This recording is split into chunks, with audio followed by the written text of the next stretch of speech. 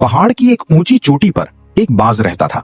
उसकी उम्र हो चुकी थी, पर उसकी आंखों की चमक अब भी वैसी ही थी। उसी पहाड़ के नीचे एक घनी झाड़ी में एक लोमड़ी रहती थी। दोनों में एक अजीब सा समझौता था। बाज आसमान से शिकार ढूंढता और लोमड़ी उसे जमीन पर घेर लेती। दोनों बांटकर खाते और मजे से रहते। एक दिन आसमान में काले बादल छा गए और भयानक बर्फीला तूफान आया।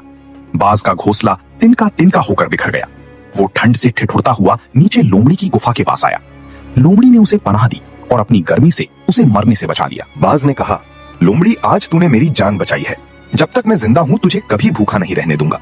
दिन बीते, बाज अब और बूढ़ा हो गया था। उसे उड़ने में दिक्कत होती थी। लोमड़ी के मन में लालच आने लगा। उसने सोचा, ये बाज अब किस काम का, न शिकार कर सकता है न उड़ सकता है, क्यों ना इसे ही अपना शिकार बना लूं।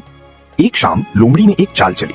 उसने बाज से कहा, सुनो दोस्त, पहाड़ी के उस पार एक गुफा में बहुत सारा मांस पड़ा है, पर वो एक संकरी जगह है जहां मैं नहीं जा सकती। तुम उड़कर वहां जाओ और हम दोनों दावत करेंगे। बाज को अपनी दोस्त पर पूरा भरोसा था।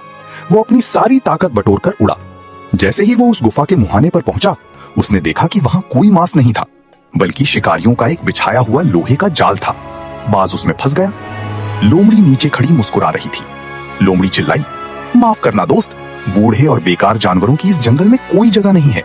अब तुम शिकारियों का निवाला बनो। बाज का दिल टूट गया, पर उसने हिम्मत नहीं हारी। उसने अपने तेज पंजों से जाल को काटना शुरू किया। शिकारी पास आ रहे थे।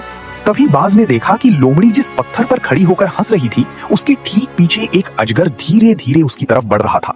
बाज जाल से आजाद हो सकता था, पर उसने लोमड़ी को चेतावनी नहीं दी। वो चुपचाप जाल काटता रहा। जैसे ही शिकारी करीब आए, बाज एक जोरदार झटके के साथ जाल तोड़कर आसमान में उड़ गया। उसी पल अजगर ने लोमड़ी को दबोच लिया। लोमड़ी चीखी, बचाओ दोस्त, मुझे बचाओ। बाज ऊपर आसमान से नीचे देख रहा था। उसने कोई सफाई नहीं दी, कोई उपदेश नहीं झाड़ा। वो बस एक ऊंची उड़ान भर गया। लोमड़ी को लगा था कि वो चालाक है, पर वो भूल गई थी कि धोखा देने वाले के पीछे कोई और खड़ा होता है। बाज ने उस दिन एक नया घर बनाया, पर इस बार अकेले।